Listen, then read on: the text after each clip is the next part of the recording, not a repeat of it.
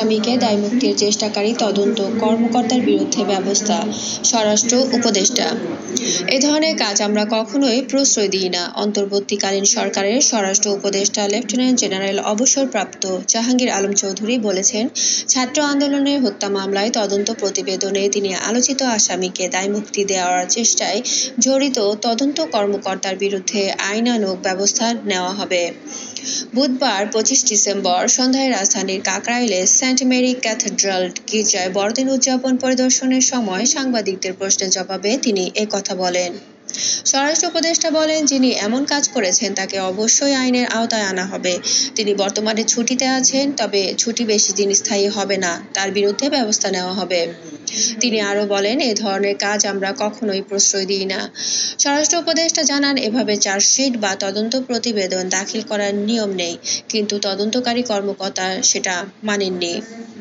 এর আগে বুধবার একটি জাতীয় দৈনিকের প্রতিবেদনে বলা হয়, নিউ মার্কেট এলাকায় ছাত্র আন্দোলনের সময় নিহত সবুজ ও শাহজাহান হত্যা মামলায় তিনি আসামিদের দায়মুক্তি দিতে এক পুলিশ কর্মকর্তা তদন্ত প্রতিবেদনে তাদের নাম অন্তর্ভুক্ত করেননি।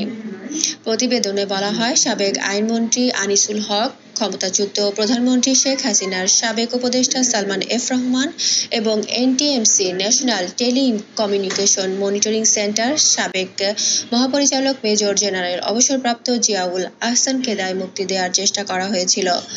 তবে আদালতে জমা দেওয়ার আগে বিষয়টি ধরা পড়ায় মামলাগুলো তদন্ত পুনরায় শুরু হয়েছে। নথি ও পুলিশ সূত্রে বরাত দিয়ে প্রতিবেদনে বলা হয়, তদন্ত কর্মকর্তা তার গোয়েন্দা পুলিশের পরিচয় গোপন রেখে থানা পুলিশের পরিচয়ে এই চূড়ান্ত প্রতিবেদন জমা দেওয়ার চেষ্টা করেছিলেন। এতে তিনি ঊর্ধ্বতন কর্মকর্তাদের অনুমোদনও নেননি। বিষয়টি জানাজানি হওয়ার পর তিনি অসুস্থতার কথা বলে ছুটিতে চলে যান। ছাত্র জনতার গণ অভ্যুত্থানের মুখে গত 5 আগস্ট ক্ষমতা থেকে পদত্যাগ করে ভারতে পালিয়ে যান সাবেক প্রধানমন্ত্রী শেখ হাসিনা। এরপর থেকে তিনি দেশটিতে অবস্থান করছেন। সাবেক মহাপরিচালক মেজর জেনারেল অবসরপ্রাপ্ত জিয়াউল আহসানকে দায়মুক্তি দেওয়ার চেষ্টা করা হয়েছিল। তবে আদালতে জমা দেওয়ার আগে বিষয়টি ধরা পড়ায় মামলাগুলো তদন্ত পুনরায় শুরু হয়েছে।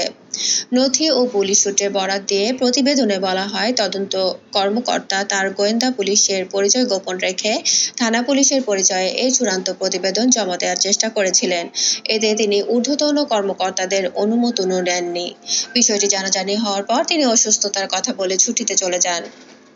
ছাত্র জনতার গণ অভ্যুত্থানের মুখে গত 5 আগস্ট ক্ষমতা থেকে পদত্যাগ করে ভারতে পালিয়ে যান সাবেক প্রধানমন্ত্রী শেখ হাসিনা।